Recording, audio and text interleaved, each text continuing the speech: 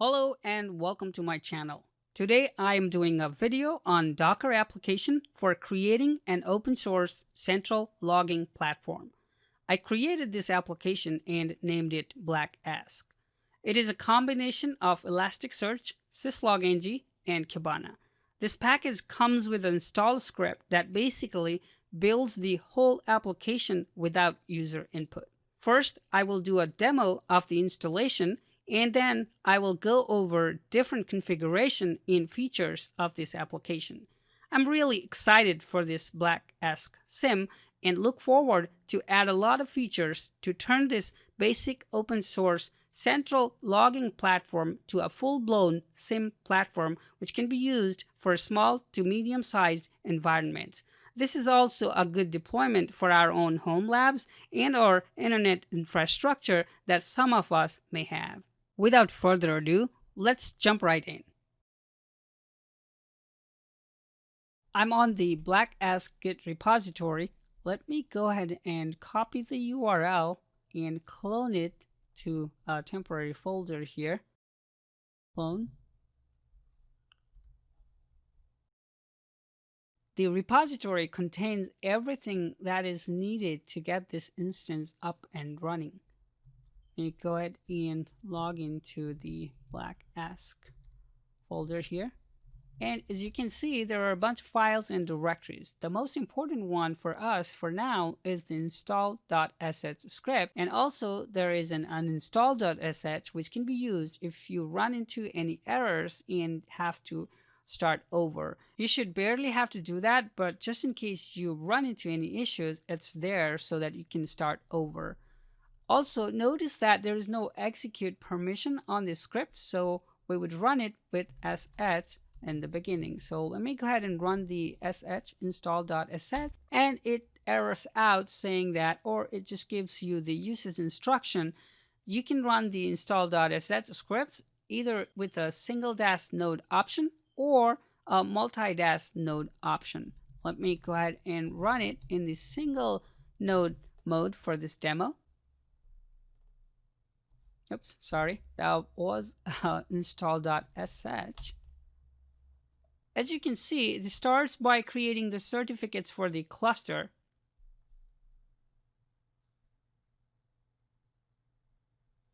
The certificates have been created, then it creates the instances for the ESK stack, which is the Syslog, the Elasticsearch, and the Kibana.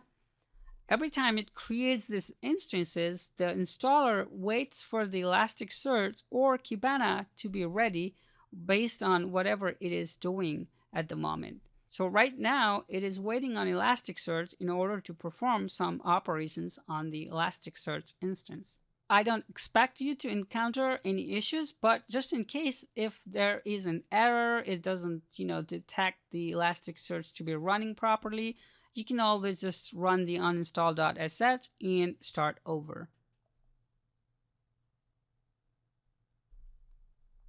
So now the Elasticsearch is now ready and the installer is moving on. It just takes about 40 to 55 seconds depending on, it may take more depending on the system and whatnot.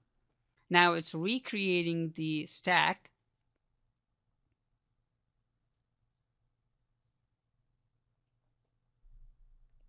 Again, it has to wait for the Elasticsearch to be ready because it just recreated the instance, and Elasticsearch and Kibana take a little bit of time for them to be ready and available for any operations. 21 seconds elapsed. It took 54 seconds on the last wait. So it may take somewhere close. Okay, 32 seconds this time. So now it's creating the Syslog-ng role. Now it's waiting on Kibana to create the index pattern and the users and stuff like that. Took about 21 seconds for Kibana to be ready. Now it's creating the index pattern. Everything seems to have been completed without any problems. Also, if you notice here, it generated some fake logs. You can delete the index and start over. So 10 fake logs have been generated and everything should have been completed. Please log into HTTPS, whatever the IP address of your host machine is, on port 5601 with the following user. The username, the default username to be able to log into the Kibana interface is Elastic. And here's the password for this instance. The initial set of credentials are also stored in the creds.txt in the current directory. And like everything else, don't forget to change the default credentials. So if we cat, it looks like there's a little bit of typo. I'm going to fix that. So it's the .creds.txt. So there's all the credentials, the default credentials that were created by the installer. It changes on every instance, so make sure every time you recreate this, you use the correct credentials. Now, let me copy. I believe I already copied, but let me go ahead and do that anyways. And we will log into the Kibana interface. So let's say 192.168.233.150 and 5601 is the port number. Oops, looks like some typo. HTTPS 192.168.233.150:5601. Okay. So as you can see here, we have a self-signed certificate. This is one of the to-do items for me. I will create a video another time on how to do the Let's Encrypt for this SSL certificate so that we don't have to worry about this warning. For now, let's just go ahead and proceed.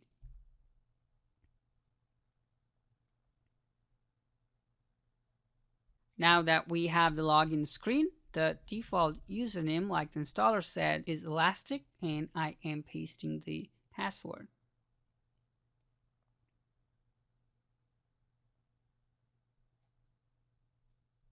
Okay, so this is the default screen that you are taken into when you log in. It has a bunch of things, but now let's just go ahead and look at the Discover screen. This is where you already have some logs coming in from the Syslog server. Now let's go into the stack management here. And as you can see here, there are options for Elasticsearch, there are options for Kibana, and there are some security options. If we look at the roles, we will see that there is a Syslog-ng role that's been created by the installer for you. As you can see, it has the privileges to create _index, which is the create index, and write to that index. So the indices that the Syslog-ng role has access to is the Syslog-ng star. We have rolling indices here, the wazoo-star, and Windows_star. So I am working on implementing the wazoo and Windows integration. Actually, the Windows integration should just work. I will create another video on how to actually, configure that and do a demo. But everything that's needed for Windows logging is included, as well as the wazoo log parsing and stuff.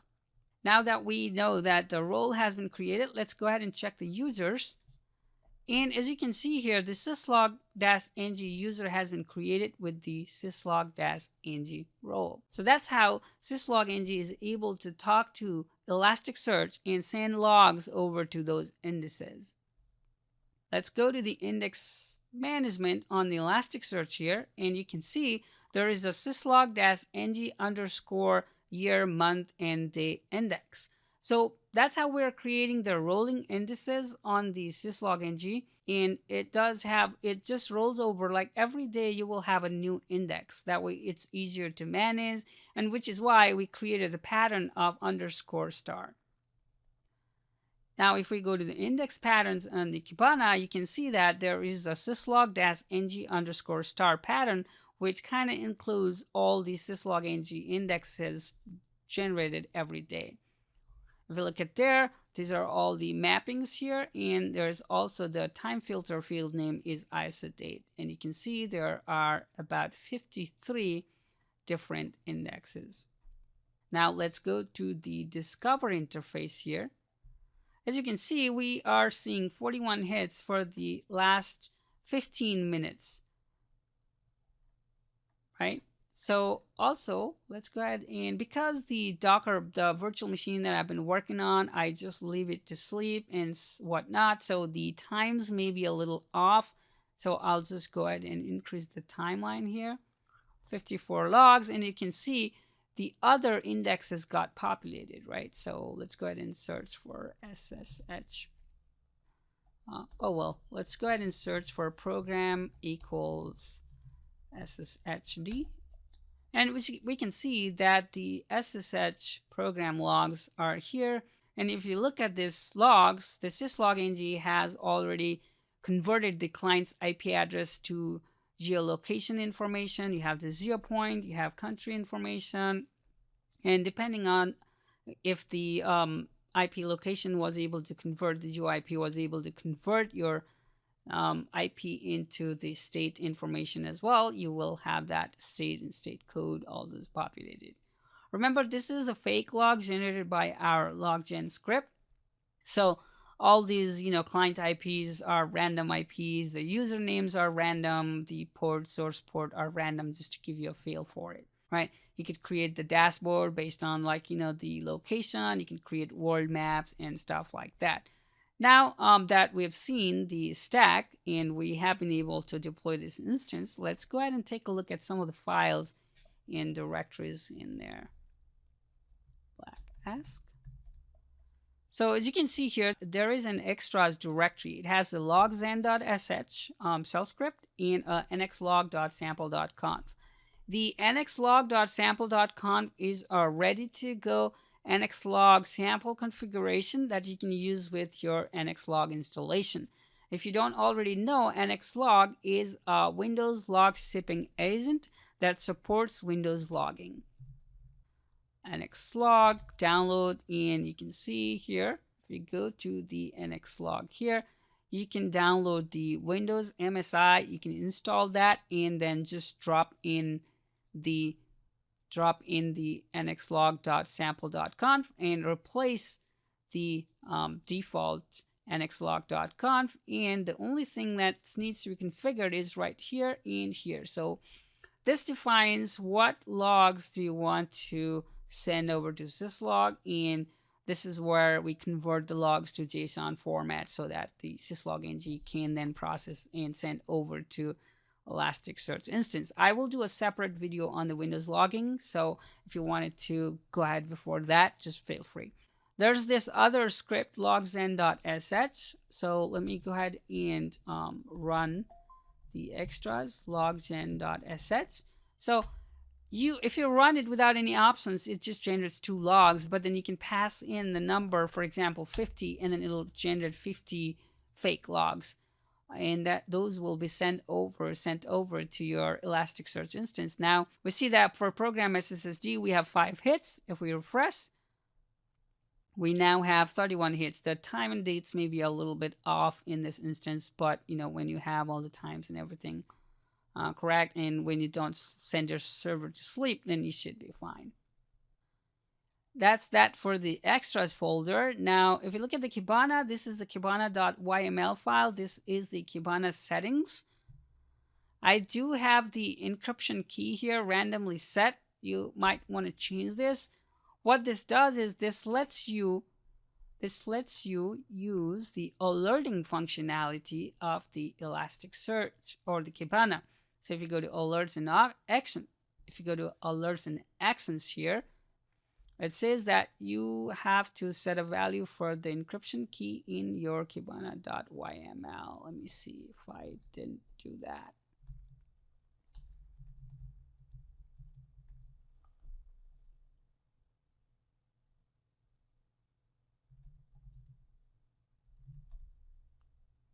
Okay, cat config kibana.yml. Okay, it looks like I may have missed that. I will update the Git repo and you should be able to see this fine. The file just needs to be mapped over. I could probably fix that right now. We'll just fix that in a minute here. So onto the next folder, we have the syslog-ng folder. We have the syslog.docker file here.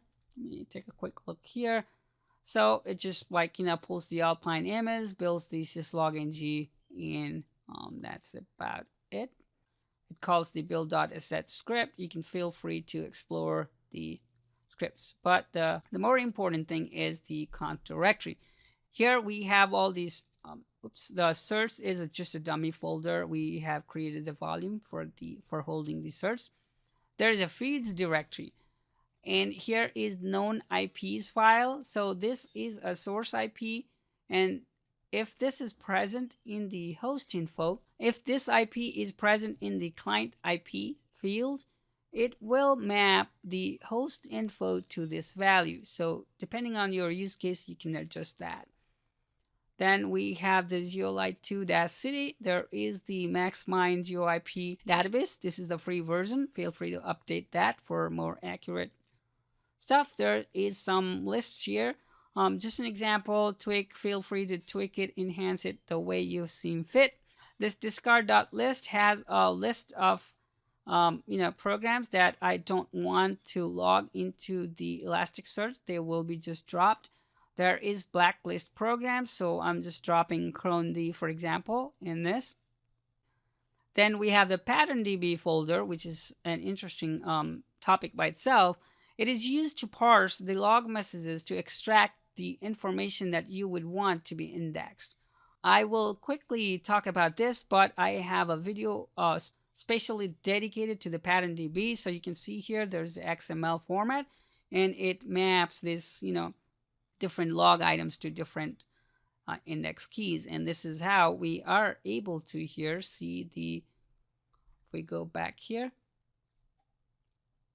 we are able to see different, the SSH auth user, the result of the authentication, whether it was accepted or failed, and things like that. So those are extracted from this message. So you can use PatternDB to extract any information for any type of logs.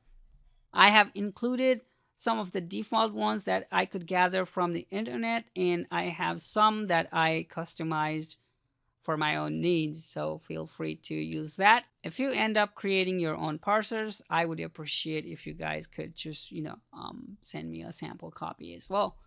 Then back to these are just the the SCL.conf is a simple SCL file that's just there for including in our Syslog-ng config. This is a simpler version of the Syslog configuration if you wanted to reference.